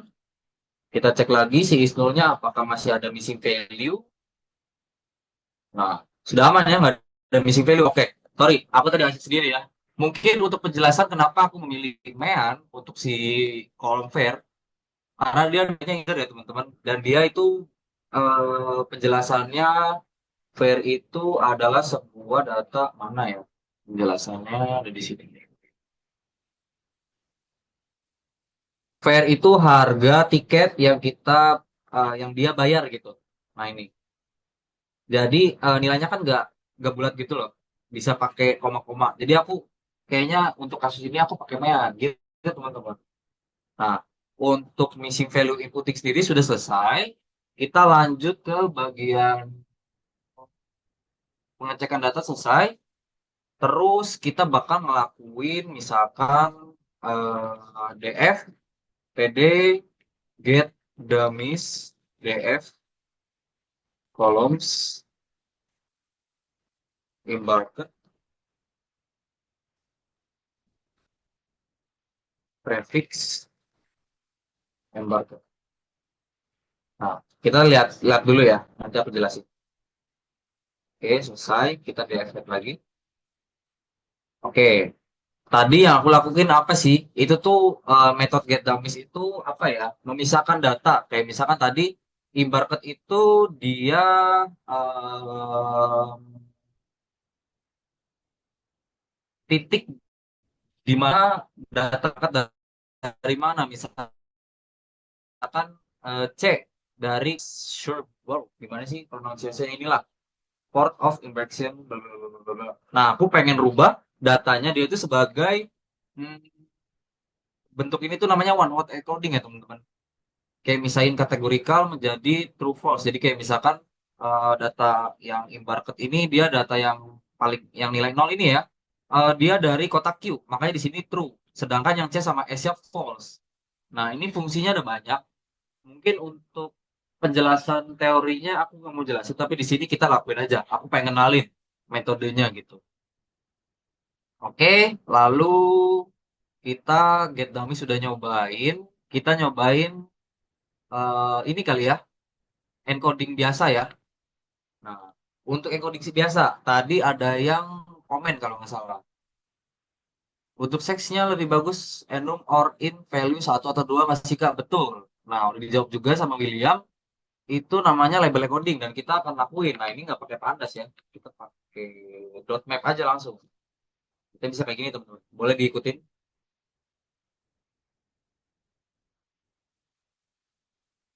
Oke, kita lihat df.net-nya. Nah, diganti nih nilainya 0 ataupun 1. Gitu. Oke, encoding selesai. Terus kita nyobain juga data transformation nih teman-teman. Kita misalkan di sini aku nih pengen nih dari data ini punya informasi. Dia tuh misalkan data yang 0 ini punya berapa nilai keluarga gitu. Atau berapa jumlah keluarganya. Tadi kan kita bisa tahu tuh dari SIP SP. SIP SP itu jumlah siblings ya. Lalu ada PARCH atau jumlah orang tuanya gitu. Di kapal ada berapa. Nah, kita bisa misalkan namain family size. Family size DF SIP SP dan DF PARCH. Nah, enter. Kita df.head lagi. Nah, kita punya nih family size sekarang, ya kan? Nah, kalau misalnya kita lihat sendiri di sini, ini dia SIP SP 1, PAC 1. Nah, family size-nya dia punya dua nih. Gitu, teman-teman. Itu data transformation ya, teman-teman ya. Terus, data-data selesai, data sudah bagus. Kita lanjut ke exploration, teman-teman. Sorry, visualization. Nah, visualisasi di sini aku pengen yang simpel-simpel aja kayak contoh misalkan box plot ya. Nah, kalian boleh ikutin aku, kita import dulu eh library yang kita butuhin, kita butuh namanya matplotlib ya, splt df. Ini kita jalanin dulu. Oke, kalau sudah aman kita lanjut saja. Kita akan nyobain box plot ya. Nah, untuk box plot sendiri itu aku ketik dulu deh. Title box plot for all of the room columns. Oke, PLP dot show. Nah, oke. Kalau misal kita lihat di sini itu box plotnya kita punya banyak informasi dari box plot nih. Kalau aku lihat box plot, lihat nih. Misalkan yang edge sama fair, dia itu ada kotak. Kotak itu apa? Itu tuh visualisasi hasil dari rumus EQR gitu. Atau ada yang tadi yang 30% 50%, sorry 25%, 50%, 75%. Nah, itu namanya quantile. Nah, kayak itu statistik ya. Nah, kita misalkan bisa lihat nih yang di fair ini dia punya data yang melebihi dari range kuantil tersebut. Kita bisa lihat di sini titik-titiknya banyak nih. Noise-nya banyak atau outlier-nya banyak. Nah, ini yang tadi dijelasin oleh teman-teman sebelumnya ini namanya outlier. Di Edge pun kita punya banyak nih. Dan lain-lain ya, SIP SP part juga ada. Nah, itu kita bisa melakukan imputing kalau misalkan merasa memang ada kebutuhan gitu. Nah, aku pengen melakukan box plot lagi, tapi hanya untuk em, si ini kali ya, si fair ya. Fair.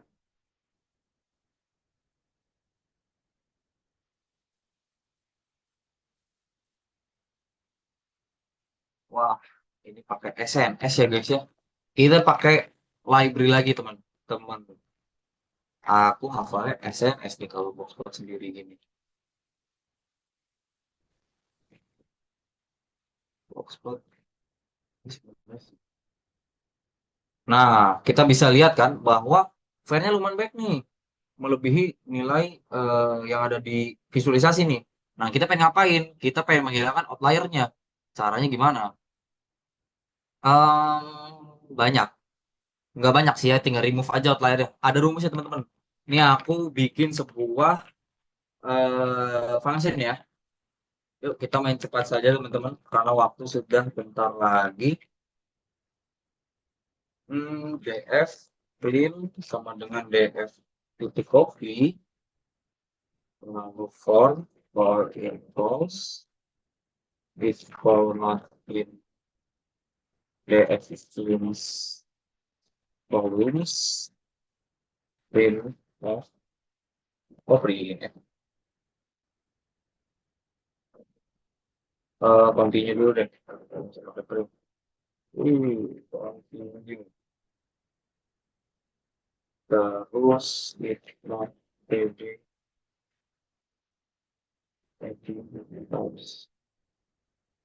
is numeric data types df clean call print continue lagi.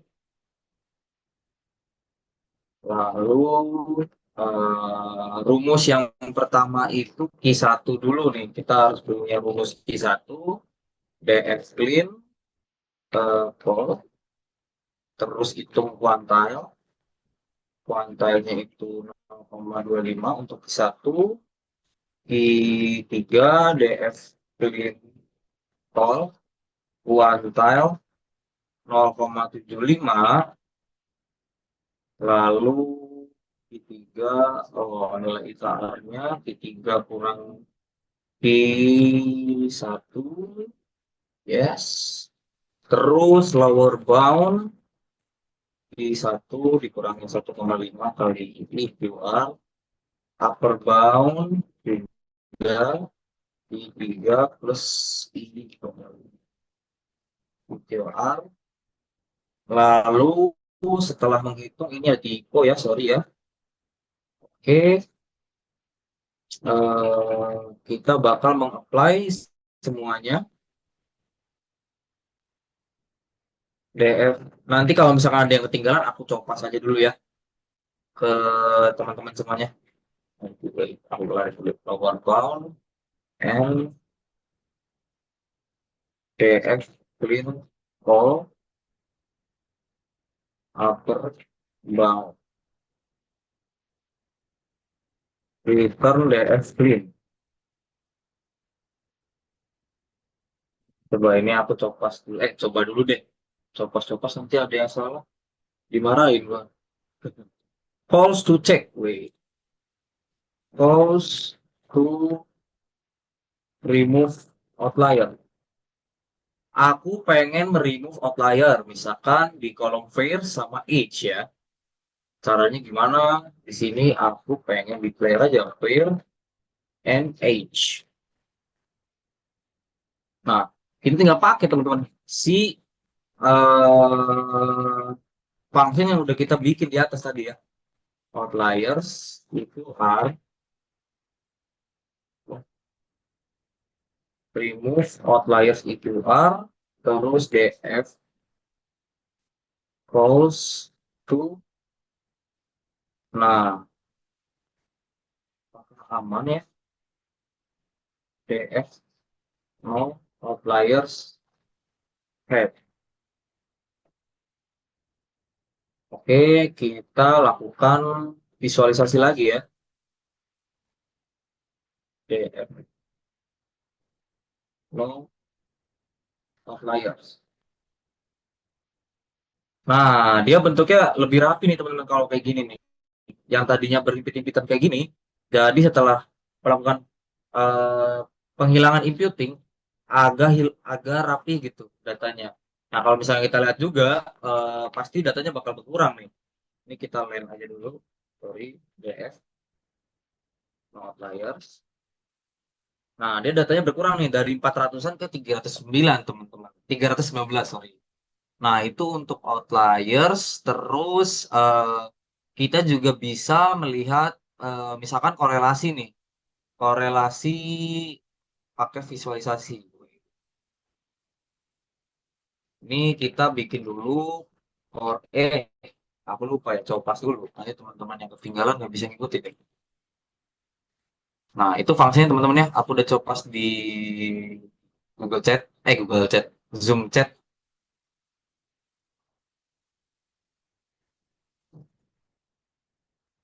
Ini aku sampai 2105-an kali ya. Mungkin yang belum kelar nggak apa-apa deh. Materi-materi yang belum kelar. Posting to float. Not convert string to float. Sorry.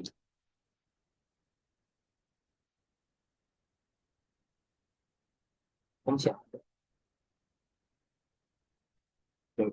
No, outliers. Oke.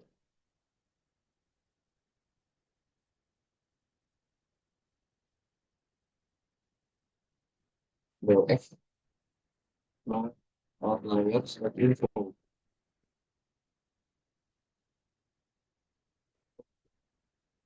Kok masih ada tiket? Nah, di sini kita punya case nih, di mana si tiket dia itu ini ya, bukan float ya. Apa ya? Slide. Belum.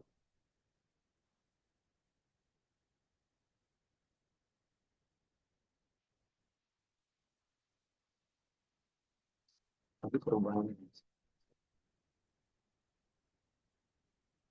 Progress.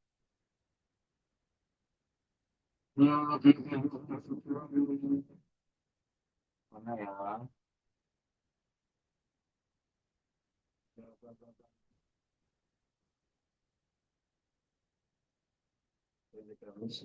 Type, type, type. Loh, loh.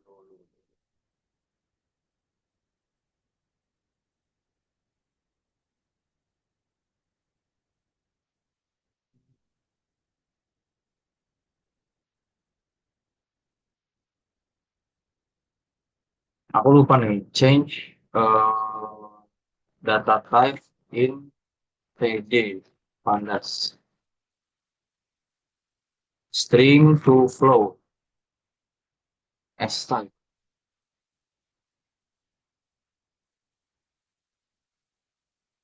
Itu ngilangin gap antar data yang jauh nggak sih? Apa nggak apa-apa? Si data. In some case nggak apa-apa ya teman-teman ya. Untuk pakai apa konten.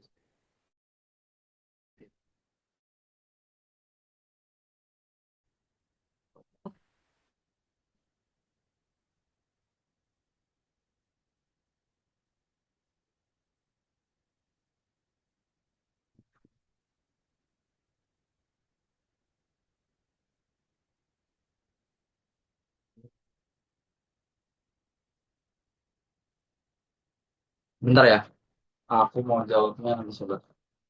Ini pertanyaan dari Sani aku taruh di Q&A aja ya. Not composting. What the F? Ya, ini mah aku drop dulu deh biar cepet.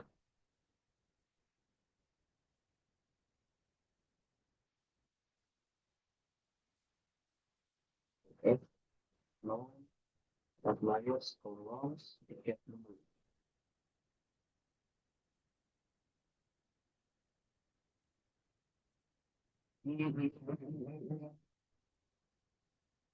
Oke, terus aku mau mulai visualisasi buat correlation-nya ya. Itu kita pakai SNS lagi. Eh, ini aku coba saja.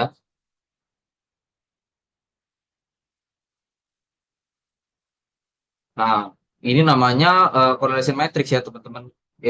Cara baca dari visualisasinya itu bisa dilihat nih dari warna ataupun angkanya semakin mendekati satu, semakin data itu berkaitan. Correlation itu kayak misalkan Hmm, nilai fair itu punya pengaruh gede nih.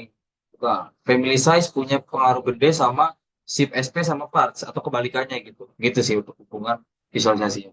Mungkin aku udahin dulu sampai visualisasi. Aku nggak sampai modeling ya. Karena pertama waktunya nggak cukup dan mungkin mending dibahas di sesi 3 aja ya. Oke, mungkin aku stop share.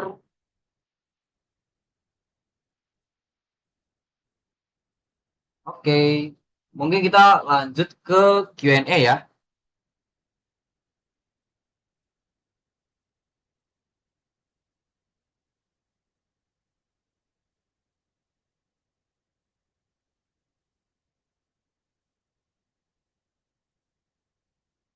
Gimana William? Itu boleh dibahas gak ya?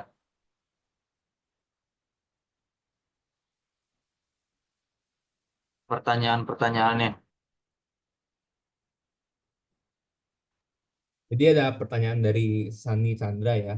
Mana outlier itu kayak semacam ngilangin gap antar data yang jauh gak sih? Apa gak apa-apa memanipulasi data atau array aslinya? Lalu apa kuantitas gap datanya aja yang berubah, tapi secara persentase tetap sama? Ya, pertama kita bisa cek dulu sih kalau si datanya itu yang outlier salah input atau emang alaminya gitu. Kalau kalau error input emang sebagusnya kita handle dulu sebelum kita proses gitu. Untuk drop column juga gitu ya. Sebelum kita proses kita harus tahu dulu tujuan kita itu apa. Jadi kita tahu volume mana yang harus kita drop.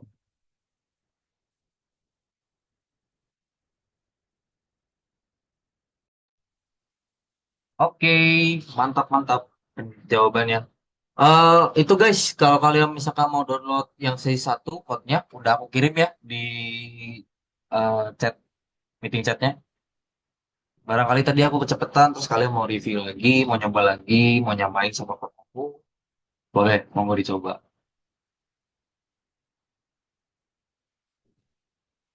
Oke guys, kita punya dokumentasi nih, tapi ada Q&A dulu teman-teman. Tanya-tanya aja nggak apa-apa. Boleh seputar yang tadi proses yang aku jelasin tentang hands on ataupun dari teorinya ataupun pengalaman kita di bidang data gitu. Boleh tanya aja ya teman-teman ya. Santai aja gitu.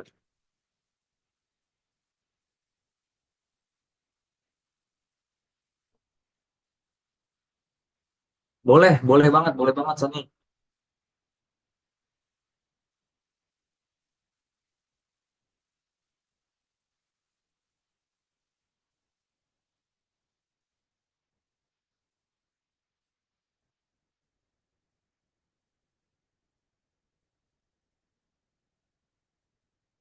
Boleh banget silakan Sani Chandra. Saya persilakan untuk on mic ya.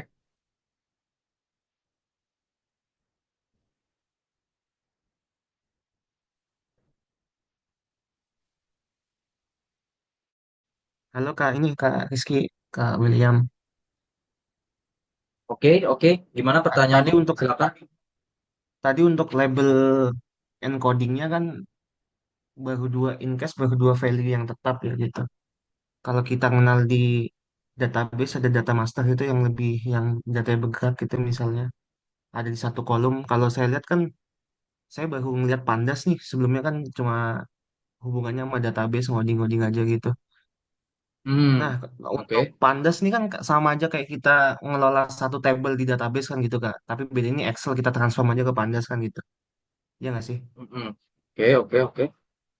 Nah, untuk misal tadi data misalnya untuk section satu 2 itu untuk label laki-laki dan perempuan. Nah, kalau misal datanya bergerak gitu, ada lebih dari dua label kan biasa kita bikin data master Kak. Nah, kalau untuk yang di Pandas ini kan studi case-nya kan sekarang kan cuma satu tabel doang tuh, cuma satu data, satu CSV lah istilahnya. Kalau untuk relasi yang datanya banyak itu untuk label encodingnya gimana gitu ya Kak? Misalnya kita, misalnya kita bikin label encoding 1 sampai 7 gitu. Nah, untuk tahu 1, 2, 3 sampai 7-nya itu apa, kita bikin relasinya gimana gitu ya, Kak? Oh, I see, I see, I see. Hmm, hmm, hmm. Um, Gini. untuk kasus kamu ini namanya kelasnya ada banyak ya, lebih dari satu. Yang tadi itu kita kelasnya cuma dua, binary. Nah itu yang di case kamu itu jatuhnya multi kelas ya. Kita bisa pakai kalau aku tadi itu kan pakai map ya. Jadi aku define dari awal. Nah, kalau aku sih biasanya paling suka, paling nyaman pakai metode map aja. Jadi aku tahu apa yang aku rubah. Kayak misalkan tadi di code aku nilai 0 sama 1 itu 0 itu apa ya tadi ya rubahnya. 0 itu male, 1 itu female. Nah, itu aku gitu tuh caranya. Kalau misalkan mau 1 2 3 4 7 nggak apa-apa, tinggal di encoding aja. Mapnya tinggal ditambahin aja gitu sih kalau dari aku ya.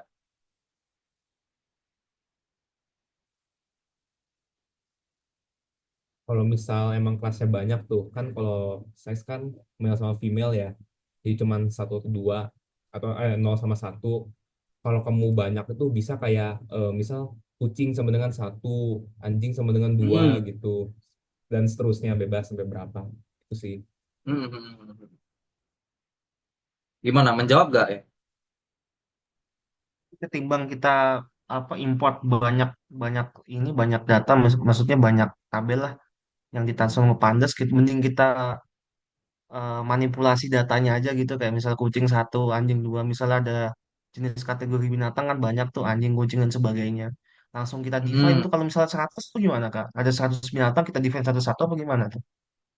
Oh, I see, I see, I see. Ah, ah, ah, ah. Gimana Will? Gimana Kalau Kak? dari pengalaman lo? Kalau emang unik tuh kan, itu datanya unik dong, berarti ada 100 Yes, hewan yang unique berbeda. value gitu. Ya Ah, ah, ah, mau ah. gak mau sih harus manual input sendiri. Yap. Berarti paling nggak itu Eh, kucing misalnya kita lowercase gitu semua, KUCING, terus kita sama dengan satu gitu ya. Betul. Atau aku ada yang lebih ini kan nih, misalnya kita nggak perlu labeling ke tipe data lain, misalnya kita apa kita mau hmm, kita atributkan dengan satu dua. Tapi oke, kalau misalnya kita oke. bikin itu tetap teks, tapi kita bikin hashtag itu gimana Kak? Kita itu nggak boleh lowercase semua, harus uppercase semua, tapi tetap KUCING gitu. Aku ngerti yang kamu bicarain. Maksudnya, kamu tuh ada proses yang efektif gak gitu ya dari encoding yang tadi kamu jelasin ya kan? Bener nggak? Betul Kak, karena biasanya kan kita di Biar, SQL, misalnya kan kita bikin tabel master sendiri nih, kita jadiin foreign key ke hmm, situ, ya kan? yes, yes, yes, yes, yes. Kalau in Um, case pandas yang tadi dicontohkan kan cuma satu data aja, satu tabel istilahnya. Kita nggak bisa hmm, relasiin kan, gitu loh. itu aku pernah nemu case-nya, itu aku pakai Pandas juga, dan itu tuh pakai metode, misalkan, aku lupa ya nama metodenya apa ya. Wait.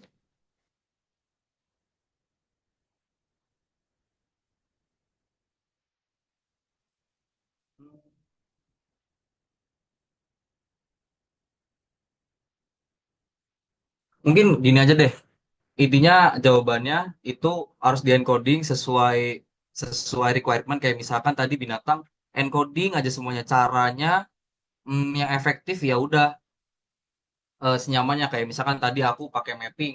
Tapi kalau misalkan otomatis kayak misalkan pengen 100 data itu ada ada library-nya aku lupa Pandas tapi kalau nggak salah ya. Kayaknya factorize atau label encoder ya, bisa otomatis gitu. Dan Tahu itu aku bisa gitu sih. bisa dikasih bisa dapat ininya juga nilainya juga. Benar. Macam UUID gitu lah ya. Pastikan unik di Hmm, semua gitu. Oke, oke. dan itu Jawab sih Kak, thank you iya Kak ya. kayak gitu sih. Oke, mantep banget pertanyaan ini. Gimana masih pengen Q&A lagi teman-teman dari William Jai sama Asindia? Kita kasih 5 menit lagi atau mau lanjut ke dokumentasi nih? Ya, boleh lanjut Q&A itu dari ada yang dari Pasha. Kak, izin nanya tujuan normalization itu apa ya dan apa bedanya sama standardization? Normalization sama standardization. Standardization.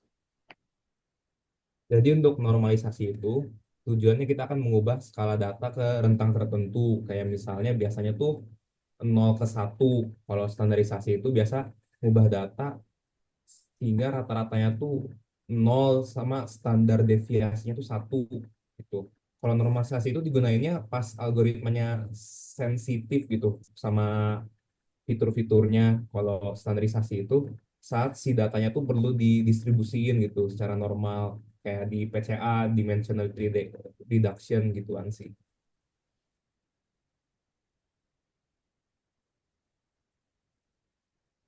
Oke, jawab kali ya. Kita next ke next question. Oke, sama-sama. Kak mau nanya buat yang kategorinya banyak, contoh kayak negara encoding tetap pakai one hot coding atau ada metode lain yang lebih efektif biar nggak banyak bikin kolom. Nah, seperti yang tadi case dari Sandi Chandra ya. Nggak apa-apa kalau nemu case kalau misalkan encode kayak encode banyak banget nih si kategorinya, misalkan 1 sampai 100 tadi ya. Jangan pakai yang one hot encoding. Pakai label encoding tapi ya kayak tadi. Jadi ada 100 kelas, 100 kelas gak apa-apa. Kalau menurut gue gitu. Gimana kalau menurut teman-teman yang lain?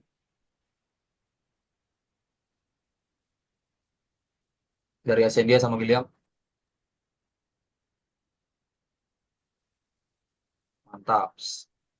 Oke, mungkin karena waktunya udah mau habis, aku mau ngasih satu kesempatan lagi buat Ketin ya. Buat handle missing data, handle outlier, sama normalization. Ada urutan idealnya nggak, Kak? Urutan ideal ya. Coba mungkin boleh dijelasin dari teman-teman. Dari biasanya workflow-nya gimana gitu. Kalau aku biasa sih nge-handle missing datanya dulu ya. Bisa kayak imputasi tuh si missing value-nya diganti atau kayak dihapus datanya yang nggak lengkap.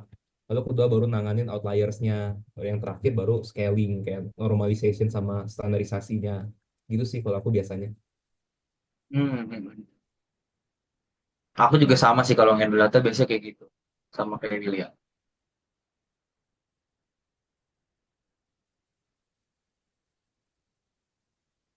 Asen dia gimana Asen dia? Eh, Kalau dari aku juga sama. Biasanya dari handle missing data dulu, terus handle outliers tadi kayak pakai box plot, baru nanti masuk ke normalization data. Mm-mm. Sesuai ini aja sih, sesuai studi kasus aja. Kayak butuhnya gimana. Kayak misalkan missing value tadi aku nemu case missing value-nya aku hilangin. Ada yang aku kasih median, ada yang aku kasih modus. Ada tadi sih aku hilangin yang tiket ya, gara-gara itu tadi aku nggak tahu kenapa. Aku nanti investigate dulu. Tapi dia tergantung case. Nah, kalau misalkan buat proses inputting outliers, kita lihat dulu tadi seperti yang aku contohin. Kita lihat dulu nilai statistiknya gimana. Kayak misalkan si outliers-nya nilai kuantilnya gimana, jauh banget gak gitu. Dilihat dari visualisasi dan dilihat dari nilai-nilainya, baru dilakukan outlier. Lalu ya gitu sesuai studi kasus saja teman-teman. Oke, mungkin untuk sesi Q&A aku tutup dulu. Kita, ya sama-sama. Kita next ke dokumentasi ya. Boleh teman-teman yang bisa nyalain kamera, dinyalain dong. Karena kita udah belajar sampai malam nih. Kita harus melakukan dokumentasi guys. Buat memori. Yuk, yuk, nyalain yuk, nyalain yuk. Ini nanti yang screenshot siapa ya? Panitia ya? Iya, dari panitia. Oke, ya udah kamu dari Tristan aja yang lead ya. Oke, kalau gitu aku akan lead sesi dokumentasi ini. Aku berharap semuanya bisa on cam dulu ya. Mungkin aku kirimin virtual background yang dipakai. Mungkin aku tunggu ya paling 30 menit. 30 menit. 30 detik. Kita semua on cam dan kita pakai virtual background.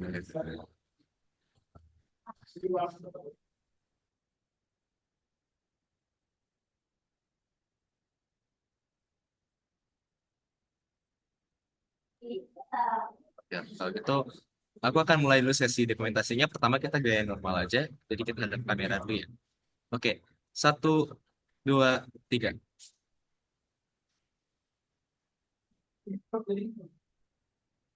Oke, kalau gitu aku juga akan lihat untuk dokumentasi kedua menggunakan gaya GGG. Oke, satu, dua, tiga.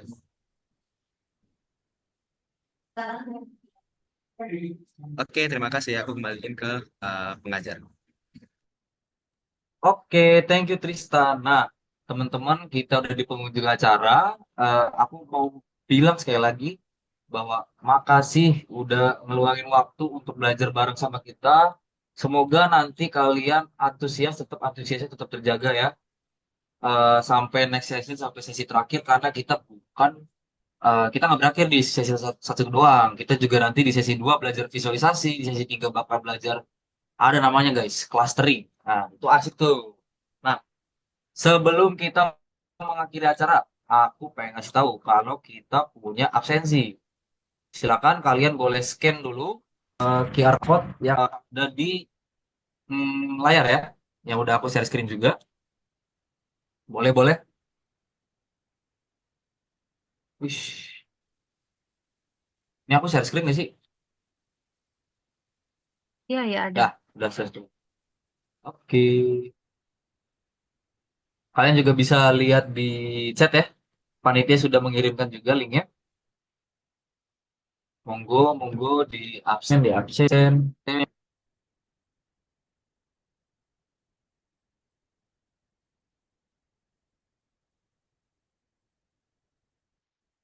Yang sudah absen, mungkin ini aku kasih QR code juga buat sesi 2 ya. Daftar guys. Sesi 2 asik juga guys. Yang pasti masih kita yang ngajar ya. Gimana? Asin dia sama William Joy. Siap gak buat sesi 2? Siap dong. Nah, Ya, siap. bisa di-spill nggak sih materinya apa gitu? Eh, dari namanya data visualization sih, ya pasti kita main di plotting sih teman-teman. Plotting ya. Ya, nanti pakai Seaborn. Oke, udah cukup. Woi, mantap. Jangan di-spill semua ya. Nanti sampai jam 12 nih kita. Oke, mungkin dari kita segitu saja. Mohon maaf kalau ada salah kata dari aku, Rizky, dari teman-teman William sama Sendia. Kita di sini punya niat untuk belajar bareng-bareng sama kalian dan thank you untuk antusiasnya dari pertanyaannya, dari interaksinya. Thank you semuanya dan see you on next session. Dadah guys, kalian boleh leave. Thank you, thank you. Sampai bertemu next time. Iya, thank you juga. Terima kasih Thank you juga. teman-teman. Makasih. Fill me out with Kita your menamatkan smile. data science sesi While the 1. sunshine breaks the light. Fill me out with Komen, a selesai, flame. selesai. I will let you in Ha, ha, this ha, game. ha. Take me out when I'm down. 'Cause with you I'm saving some. I'm saving some. I'm saving some. I'm saving some. I'm saving some. I'm saving some. I'm saving some. I'm saving some. I'm saving some.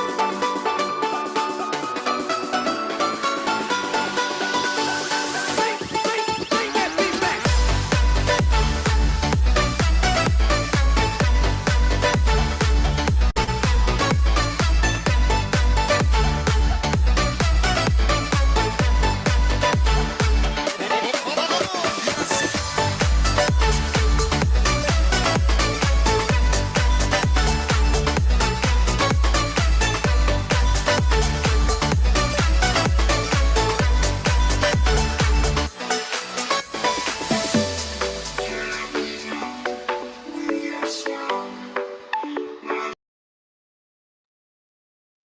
Udah kah? Udah kah?